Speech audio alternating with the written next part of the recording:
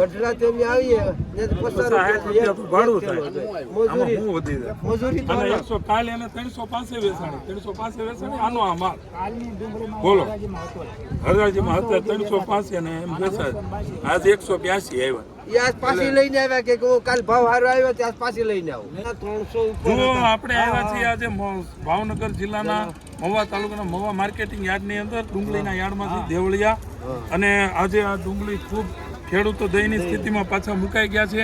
કારણ કે આ દાદા જ એવું કહે છે, દાદા તમારે આ ડુંગળી ગઈકાલે શું ભાવે વેચાણી અને આજ શું ભાવ આવ્યો આ ડુંગળી 182 એટલો ઘટાડો તો આમાં ખેડૂત શું વધી જાય? 182 રૂપિયા કેટલો સુપર માલ છે, એક નંબર માલ. જો તમે જોઈ શકો, બતાવો દાદા માલ બતાવો.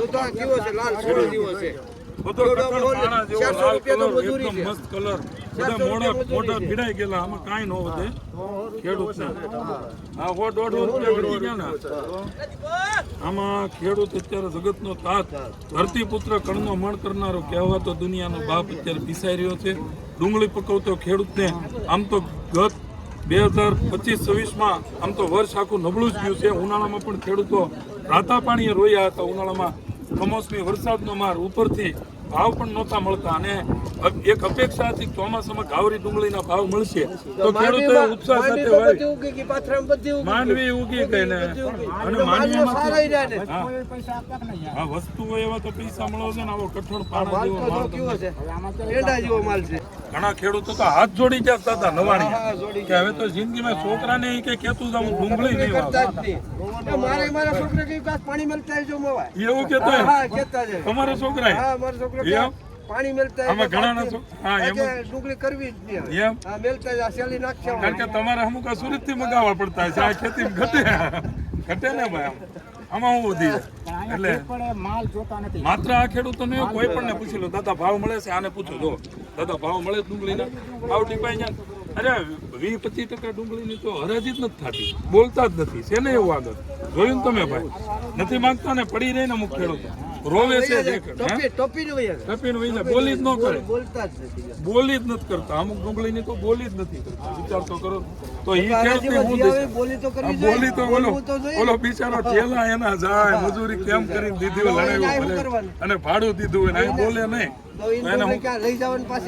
તમે એમ વાતો જ એ છે કે એને શું કરવાનું?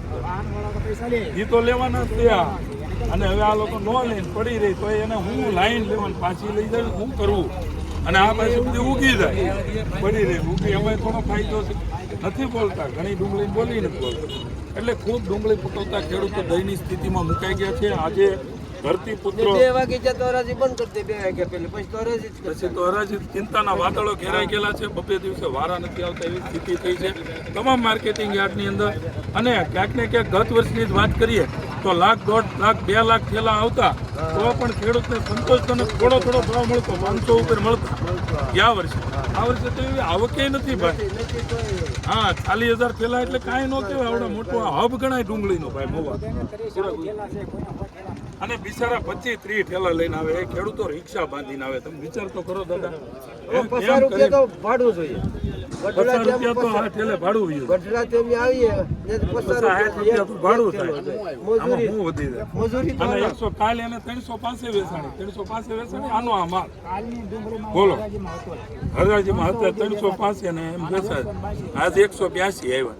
આજ પાછી લઈને આવ્યા કે હું કાલ ભાવ સારો આવ્યો ત્યાં પાછી લઈને આવું. સરકારશ્રીએ કંઈક ખાસ ને ખાસ ધ્યાન આપવું પડશે. મિનિમમ સપોર્ટ પ્રાઇસમાં એટલે કે લઘુત્તમ ટેકાના ભાવમાં આ ડુંગળી પકવતા ખેડૂતોનો આ જે પાક છે એનો સમાવેશ. જો સરકાર સંવેદનશીલ હોય ને ખેડૂતો પ્રત્યે લાગણીશીલ સરકાર હોય તો એને MSPમાં સમાવેશ કરવો જોઈએ. અન્યથા ભાવાંતર યોજના તાત્કાલિક ધોરણે લાગુ કરવી જોઈએ, જેથી કરીને ખેડૂતોનો ઉત્સાહ જળવાઈ રહે, ખેડૂતો ડુંગળી પકવતા રહે, વાવેતર કરતા રહે. ભાવાંતર યોજના ઘણા સ્ટેટમાં લાગુ છે તો અહીંયા હું પેટમાં દુખે છે મારું એમ કહેવાનું. એટલે ખેડૂતોને જે ભાવ ઓછો આવ્યો હોય 182 રૂપિયા આવ્યા દાદાના સુપર માલના, તો સરકારે જે આપવું હોય એ એના એકાઉન્ટમાં સીધા જમા કરી દે. એ પાકું બિલ રજૂ કરે, ગેટ પાસ રજૂ કરે.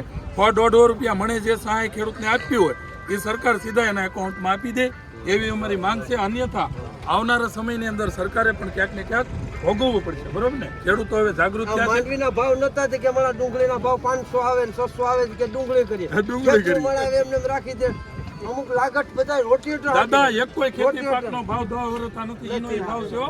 માત્ર માંડવી નહીં, કોઈ પણ ચણા જોઈ લો, તલ જોઈ લો, જીરું જોઈ લો, તુવેર જોઈ લો. ડુંગળીમાં કોર કે 500 આવ્યા છે કે ઓણ આપણે ડુંગળી કોણ બિસાડે લાગત 50% ડુંગળી કરી ને પછી રોટેટર નેવડે ફેંકીને રોટાવેટર ઉડાડે આચ્યા હતા ને અત્યારે આખો બકરા મેલ દીધા. બકરા મૂકી દીધા. આમ તો બકરા ધરાણા ભાઈ. બકરા ને બીજા બોધાય. આમાં તો શું કરીએ? હાલો બકરા ભાઈ. મોટા મોટા બકરા હવે તો હોય. ઈશ્વર ધ્યાન રાખે, કુદરત ઉપર ભરોસો રાખીએ. સરકાર તો માય બાપ હોય છે જનતાને, પરંતુ સરકાર હાલની પરિસ્થિતિએ ડુંગળી પકવતા ખેડૂતો ઉપર કાંઈ ધ્યાન દેતી નથી. એણે તાત્કાલિક ધોરણે કોઈ કેબિનેટની બેઠક બોલાવી સરકાર ખેડૂતો પ્રત્યે સંવેદનશીલ ને લાગણીશીલ હોય તો હું તો કહું ભાવાંતર યોજના ઓન ધ સ્પોટ લાગુ કરવી જોઈએ, તો જ ખેડૂત બચી શકશે, જીવી શકશે. અન્યથા ખેડૂતને મરવાના દિવસો આવ્યા છે ભાઈ. 10 વર્ષથી એના એ ભાવ મગફળી હોય, કપાસ હોય, તુવેર હોય, ચણા હોય, ઘઉં હોય, કાંઈ પણ હોય, બીજા બધું વધતો જાય. ખાતરમાં વધે, ડીઝલમાં વધે, તમામ મોંઘવારી વધતી જાય. તમામ ખાતર, ડીઝલ, દવા, વધતું જાય. મજૂરી. આમાં કઈ વધતું નહીં. આમાં પેલા હોનું ને માંડવી બે હારે હતું. વિચાર કરો, અત્યારે હોનું ચા પીવું ને માંડવી ચા એક ખાંડી માંડવી જુનાગઢ બાજુના ખેડૂતો કે એટલે 20 મણ થાય. થાય. 20 મણ મગફળી વેચે એટલે તોલું હોનું મળતું. મળતું. અત્યારે 6 ખાંડી દઈને તોય નથી આવતું. હાલો ભાગો, આમાં કાંઈ નથી.